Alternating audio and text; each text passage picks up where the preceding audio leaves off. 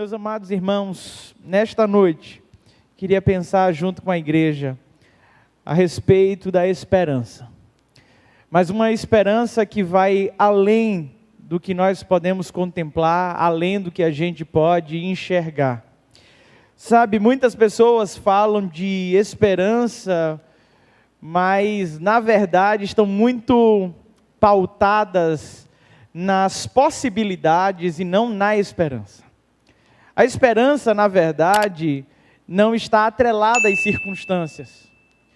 A esperança não está vinculada àquilo que eu e você estamos vivendo no presente, mas à promessa que o Senhor nos fez. Muitas vezes nós agimos com enormes expectativas. E é bem verdade que as expectativas muitas vezes se confundem com a esperança. Mas as expectativas normalmente nos frustram. Porque as expectativas estão atreladas muito mais com a nossa vontade do que com qualquer outra coisa. A esperança não. A esperança é a manifestação da vontade de Deus em nossas vidas. E é por isso que nós cremos que a esperança nunca morre. A esperança nunca se acaba. Mas a pergunta que eu tenho para te fazer nessa noite e pensarmos juntos é: onde temos colocado então a nossa esperança? O profeta Jeremias nos alertou dizendo que ai daquele que coloca a sua esperança, a sua confiança nos homens. Esse homem é narrado pelo profeta Jeremias como maldito, amaldiçoado. E muitas vezes nós não entendemos porque tantas coisas ruins às vezes acabam chegando à nossa porta. Talvez seja porque a nossa confiança e esperança esteja sendo posta no lugar errado. E nesta noite, quero então convidar a igreja do Senhor a meditar no texto base para essa nossa reflexão. Está em Romanos capítulo 8. Nós faremos a leitura a partir do verso 18. E nesse texto, o apóstolo Paulo, inspirado pelo Senhor, vai nos falar de uma esperança que não se vê. Romanos capítulo 8, a partir do verso 18. A palavra do Senhor vai nos dizer assim: considero que os nossos sofrimentos atuais não podem ser comparados com a glória que em nós será revelada. A natureza criada aguarda com grande expectativa que os filhos de Deus sejam revelados, pois ela foi submetida à inutilidade, não pela sua própria escolha, mas por causa da vontade daquele que a sujeitou, na esperança de que a própria natureza criada será libertada da escravidão, da decadência em que se encontram, recebendo a gloriosa liberdade dos filhos de Deus. Sabemos que toda a natureza criada geme até agora, como em dores de parto. E não só isso, mas nós mesmos, que já temos os primeiros frutos do Espírito, gememos interiormente, esperando ansiosamente a nossa adoção como filhos, a redenção do nosso corpo. Pois nessa esperança fomos salvos. Mas esperança que se vê não é esperança. Quem espera por aquilo que está vendo. Mas se esperarmos o que ainda não vemos, aguardamo-lo com paciência. Da mesma forma, o Espírito nos ajuda em nossa fraqueza, pois não sabemos como orar, mas o próprio Espírito intercede por nós com gemidos inexprimíveis. E aquele que sonda os corações conhece a intenção do Espírito, porque o Espírito intercede pelos santos de acordo com a vontade de Deus. Amém? O apóstolo Paulo, ao escrever a carta aos Romanos, dedica do capítulo 1 até o capítulo 8 a expor para aquela igreja a razão da sua fé. Nós temos um tratado teológico na carta aos Romanos. Talvez seja a carta mais profunda do apóstolo Paulo. A carta que ele se dedicou mais em expor qual era a centralidade do Evangelho e qual era a razão que fazia com que ele fosse o ministro dessa palavra. O capítulo 8 é o encerramento desse longo discurso dele para entrar numa outra etapa da sua carta. E na reta final de sua carta, ele vai falar sobre a glória futura, sobre a glória que está reservada a cada um de nós, aqueles que têm a sua segurança e a sua confiança na salvação que há em Cristo Jesus. E o primeiro verso que nós lemos desse bloco, o verso do 18, nos diz: considero que os nossos sofrimentos atuais não podem ser comparados com a glória que em nós será revelada. Meus irmãos, eu não tenho a dimensão do quanto você sofre, do quanto você já sofreu. Eu não consigo mensurar a sua dor. Na verdade, eu mal consigo mensurar as dores que eu carrego.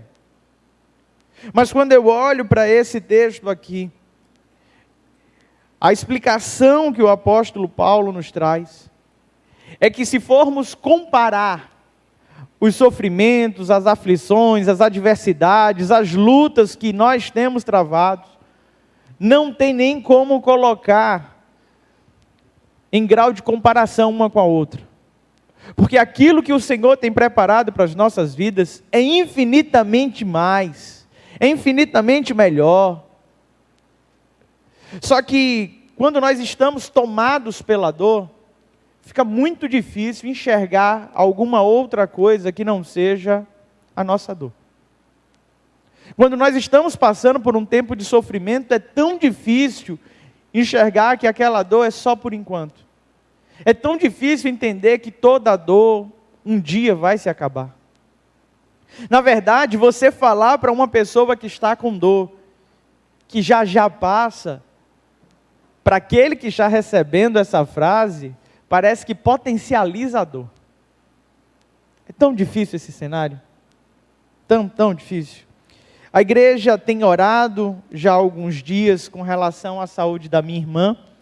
E a cirurgia da Juju está marcada para terça-feira à noite.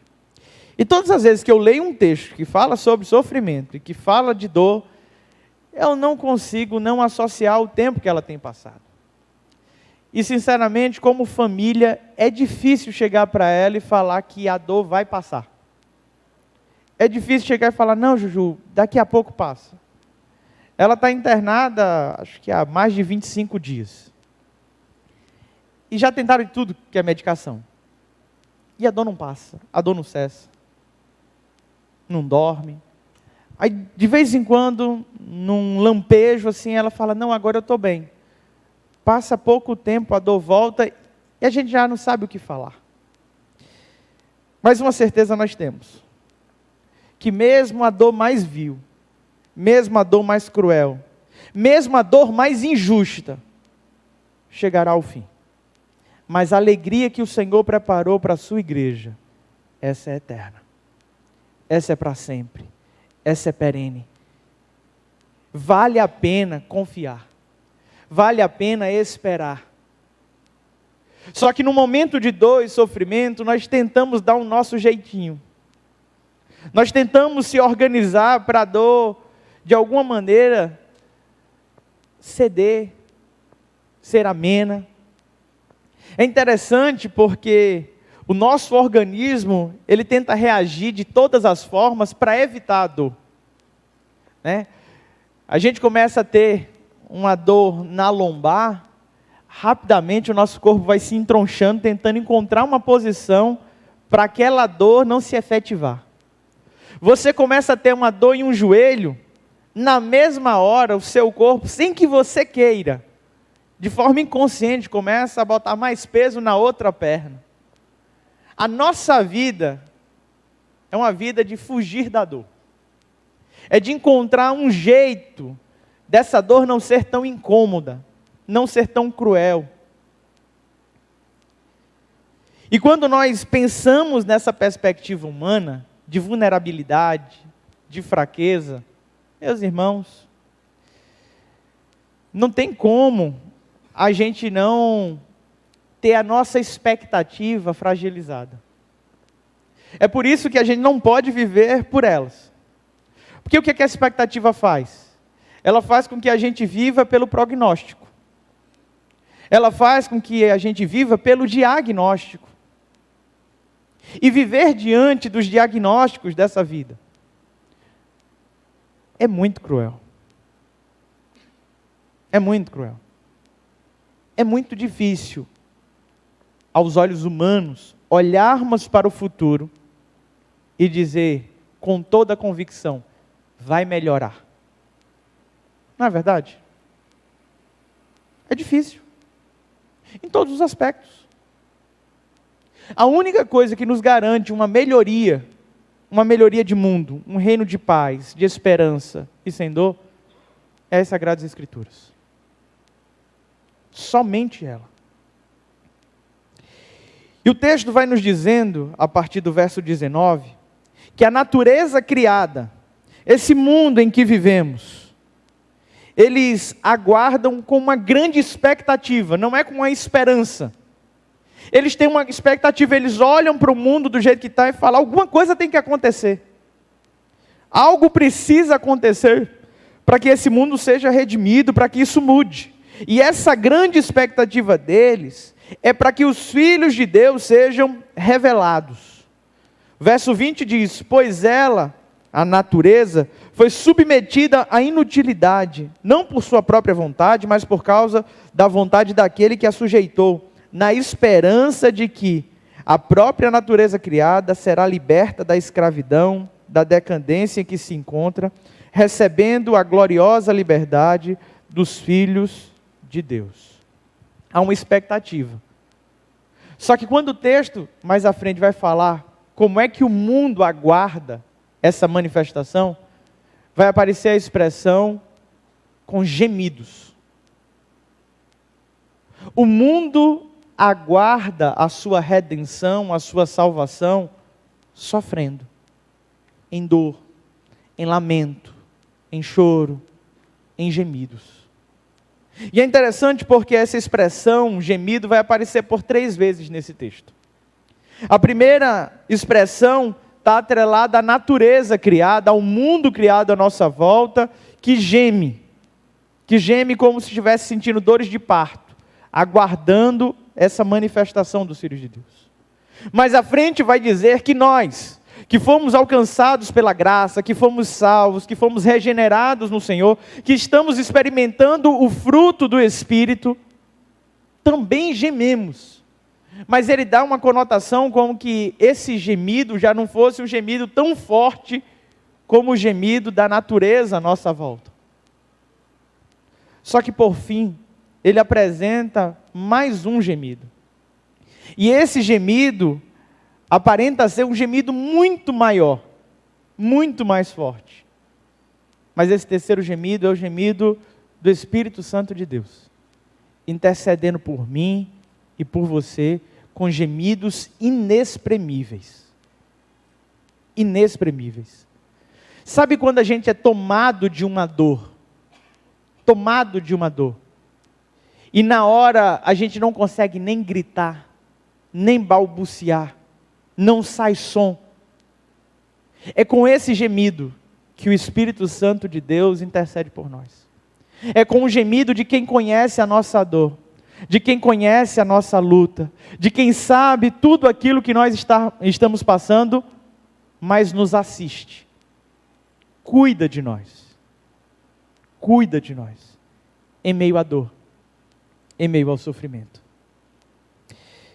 Meus irmãos, o texto vai avançando e no verso 24, a palavra do Senhor nos diz, pois nessa esperança fomos salvos, mas a esperança que se vê não é esperança. Quem espera por aquilo que está vendo, mas se esperamos o que ainda não vemos, aguardamos com paciência. Aguardamos com paciência.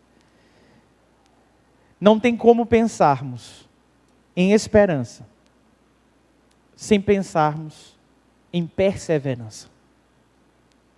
Não tem como desassociar uma coisa da outra. Não tem. A vida do cristão é uma vida de perseverança. É uma vida de embates, de lutas. É uma vida de aflições. Porque o Senhor disse que o mundo, ele está repleto dessas aflições. Mas o bom ânimo precisa ser presente na vida do cristão. Sabe, o apóstolo Jeremias, escrevendo a carta de Lamentações, ele vai nos dizer lá no capítulo 3, que ele queria trazer à memória, trazer de volta ao coração, aquilo que poderia lhe dar esperança. E eu preciso parar nessa hora e te perguntar, o que é que precisa voltar ao teu coração? O que é que precisa ocupar o lugar do teu coração? Eu preciso fazer uma pausa aqui no que a gente está falando e ser mais direto com os irmãos.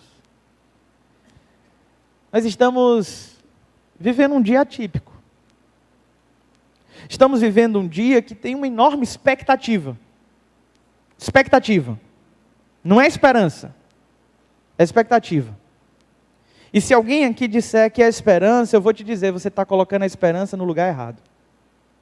Porque esperança a gente tem no Senhor. E Ele não falha. Ele não falta. No pior dos cenários, Deus está presente.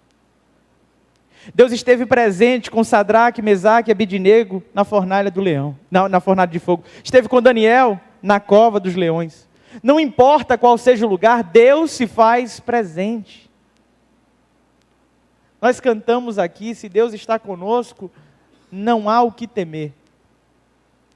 E eu sei que no dia de hoje há uma comoção no coração de muitos. Um temor no coração de muitos. Meus irmãos, expectativas se frustram. Mas a esperança não. E nós continuamos confiando no Senhor. O Senhor continua sendo o nosso Deus. Temos cantado aqui algumas vezes, os reinos vêm e vão, mas o trono do Senhor acima está. O Senhor está acima de todas as coisas. O coração do rei se inclina de acordo com os desígnios do Senhor. Ou nós confiamos nisso, ou nós colocamos a nossa esperança nisso, ou nós estamos fazendo tudo errado. Tudo errado. É natural que nos frustremos. É natural que lamentemos. E é normal que isso aconteça. Mas eu preciso te dizer, meu amado irmão, que a gente não pode ficar prostrado como igreja do Senhor. Porque como igreja do Senhor, nós somos uma igreja triunfante. Nós somos uma igreja que a vitória já foi decretada na cruz. Nós somos uma igreja que não depende do jornal do dia. A gente não depende de nada disso. O Senhor Jesus conquistou na cruz do Calvário, Ele triunfou sobre a morte, triunfou sobre o pecado. Hoje nós desfrutamos de uma viva esperança que um dia estaremos eternamente face a face com Ele. É Ele quem garante a nossa vitória, é Ele quem nos traz paz. Agindo Deus, não há quem possa impedir. O anjo do Senhor acampa-se ao redor daqueles que o temem e os livra. Meu irmão, tome posse das palavras do Senhor. Tome posse das promessas do Senhor. Enche o teu coração dessas verdades. Nós não estamos esperando aquilo que vemos. Aquilo que vemos é ilusório. É ilusório. Vai passar. O apóstolo Paulo, escrevendo a carta de 2 Coríntios, no capítulo 4, a partir do versículo 16, ele diz: por isso não desanimamos, embora exteriormente estejamos a nos desgastar, interiormente estamos sendo renovados dia após dia, pois nossa leve e momentânea tribulação há de produzir em nós um eterno peso de glória incomparável. E é por isso que não fixamos os olhos naquelas coisas que se veem, mas naquelas que não se veem, porque as que se veem são temporárias, vão passar. Mas as que não se veem são eternas. Eternas.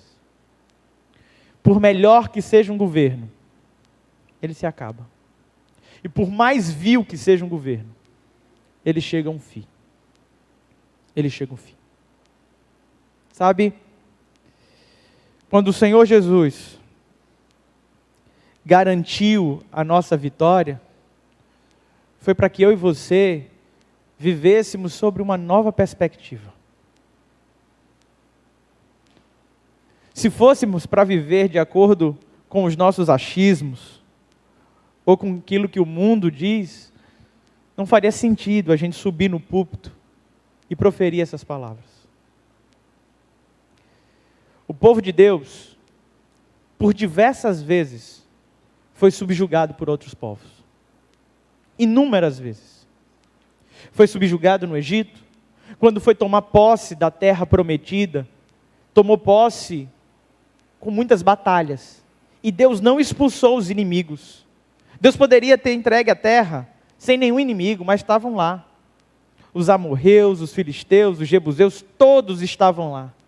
Foram tirados da presença de Israel? Não. O reino se dividiu, o povo se distanciou do Senhor, foram dominados pelos assírios, pelos babilônicos, foram dominados pelos medos e persas, foram dominados pelos gregos, pelos romanos. Deus desamparou esse povo? Deus abandonou esse povo? Deus deixou de cuidar, de falar? Não. A nossa pátria é celestial. Nós somos cidadãos terrenos, mas o nosso lar não é aqui. Não se acomode. Não se acomode. Seria muito bom se pudéssemos trazer o céu para a terra hoje. Seria muito bom se o já do Senhor acontecesse agora. Mas enquanto isso não se manifesta entre nós, nós continuamos aqui militando na esperança da pátria gloriosa. Meus amados irmãos, eu queria ler a sequência do texto que ainda não foi lida.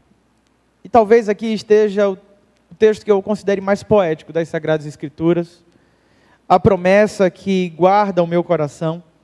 Romanos capítulo 8, a partir do verso 28, a palavra do Senhor vai nos dizer assim: sabemos que Deus age em todas as coisas, para o bem de quem? Daqueles que foram chamados de acordo com o seu propósito. Pois aqueles que de antemão conheceu, também os predestinou para serem conformes à imagem de seu Filho, a fim de que ele seja o primogênito entre muitos irmãos.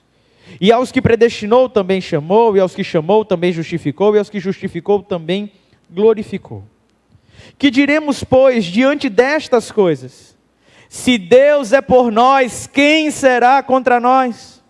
Aquele que não poupou o seu próprio Filho, mas o entregou por todos nós, como não nos dará juntamente com ele e de graça todas as coisas? Quem fará alguma acusação contra os escolhidos de Deus? É Deus quem os justifica. Quem os condenará foi Jesus Cristo, que morreu, e mais, que ressuscitou e está à direita de Deus, e também intercede por nós. Quem nos separará do amor de Cristo? Será a tribulação? Ou a angústia? Ou a perseguição? Ou a fome? Ou a nudez? Ou o perigo? Ou a espada? Como está escrito: por amor de ti, enfrentamos a morte todos os dias. Somos considerados como ovelhas destinadas ao matadouro. Mas em todas estas coisas, somos mais do que vencedores por meio daquele que nos amou. Pois estou convencido de que nem a morte, nem a vida, nem os anjos, nem os demônios, nem o presente, nem o futuro, nem quaisquer poderes, nem altura, nem profundidade, nem qualquer outra coisa na criação será capaz de nos separar do amor de Deus que está em Cristo Jesus, o nosso Senhor. Meus irmãos, eu não sei qual é o teu medo. Não sei quais são os medos, os temores que estão no teu coração. Eu sei que seja qual for ele, você pode escrever com a tua mão aí nesse texto. Você pode acrescentar nesse rol. A gente diz nem a vida, nem a morte, nem os anjos, nem os demônios. Você pode colocar nem o partido X, nem o partido Y, nem o governador X, nem o governador Y, nem um presidente X, nem um presidente Y. Sabe por quê? Porque em todas essas coisas nós somos mais do que vencedores. em todas. Nada pode nos separar do amor de Cristo. E antes de concluir, eu preciso parar aqui e abrir um parênteses.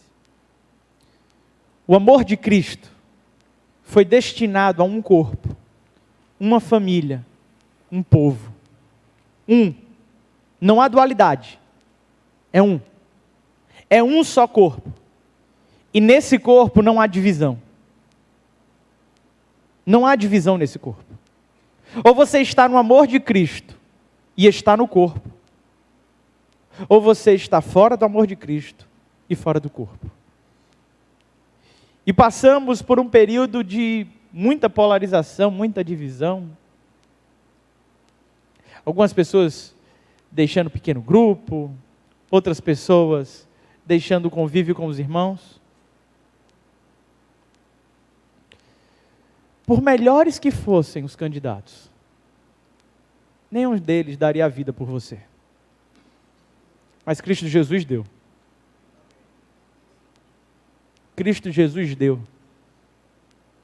Cristo Jesus, subsistindo em forma de Deus, não julgou por usurpação o fato de ser como Deus, mas antes a si mesmo se esvaziou, tomando a forma de servo, e sendo obediente até a morte, morte de cruz. É por isso que Deus lhe deu um nome que está acima de todo nome. Deixa eu te falar uma coisa. Sobre esse nome, todo joelho, nos céus, na terra, debaixo da terra, vão se prostrar e declarar que Jesus Cristo é o Senhor. Jesus Cristo é o Senhor.